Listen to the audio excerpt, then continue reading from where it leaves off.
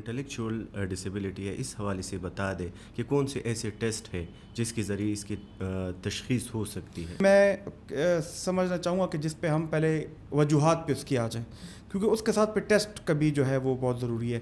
اگر ہم دیکھیں انٹلیکچوئل ڈسیبلٹی شروع تب ہوتی ہے جب بچہ ماں کے پیٹ میں ہوتا ہے, جب حمل کا پروسیس شروع ہوتا ہے.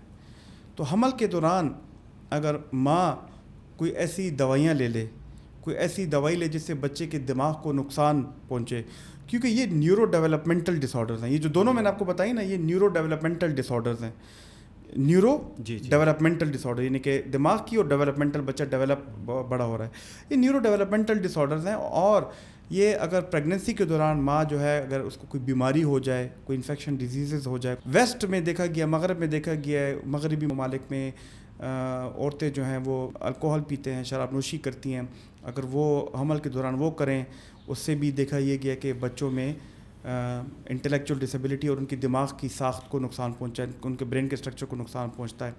اس کے علاوہ کچھ اور ایسی جینیٹک بیماریاں ہیں جینز میں جو کہ ہمارے جینیائی اس میں ٹریول کرتی ہیں, اس کی وجہ سے بھی آپ کو انٹلیکچوئل ڈسیبلٹی ہوتی ہے. اس میں سب سے بڑھ کے ڈاؤن سنڈروم آتا ہے. اس طرح اور بھی بڑی بیماری ہے, ریٹ سنڈروم ہے, فریجائل ایکس سنڈروم ہے, لیکن وہ پھر ہمارے خیال میں ہمارے ٹاپک سے ہٹ کے ہو جائے گا.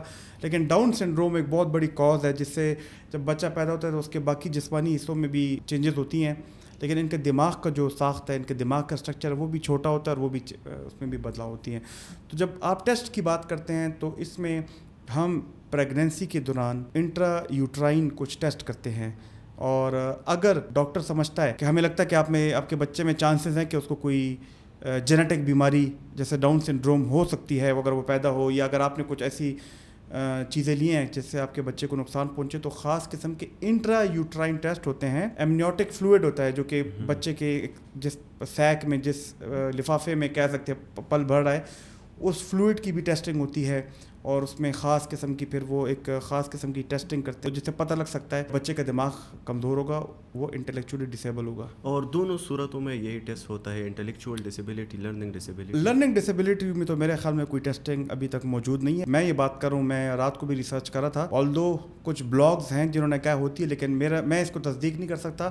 لرننگ ڈسیبلٹی میں بہت مشکل ہے. لرننگ ڈسیبلٹی میں تبھی تصدیق ہوتی ہے جب بچہ اسکول میں جاتا ہے یا ماں کو پتہ چلے, جب وہ اکیڈمکس میں ہے, جب وہ پڑھائی لکھائی کے اس موضوع پہ ہے. اس کی تشخیص میں اگر تاخیر ہو جائے تو اس کے کیا اثرات ہو سکتے ہیں؟ دیکھیں, انٹلیکچوئل ڈسیبلٹی کی تشخیص میں, ڈائگنوسس میں تاخیر ہو جائیں, بالکل اس میں ممکنہ الگ الگ صورتحال ہوتی ہیں. اگر ہمارے پاس والدین لے کے آتے ہیں, ڈپینڈ کرتا ہے کہ ماں باپ, ان کا پہلا بچہ ہے, دوسرا بچہ ہے, تیسرا کا چوتھا ہے. اگر تو ان کا چوتھا بچہ ہے تو شاید وہ بچہ جب 3 سال کا ہوگا, 4 سال کا ہوگا, تب ہی ان کو پتہ چل جائے گا کہ ہمارے بچے میں انٹلیکچوئل ڈسیبلٹی ہے.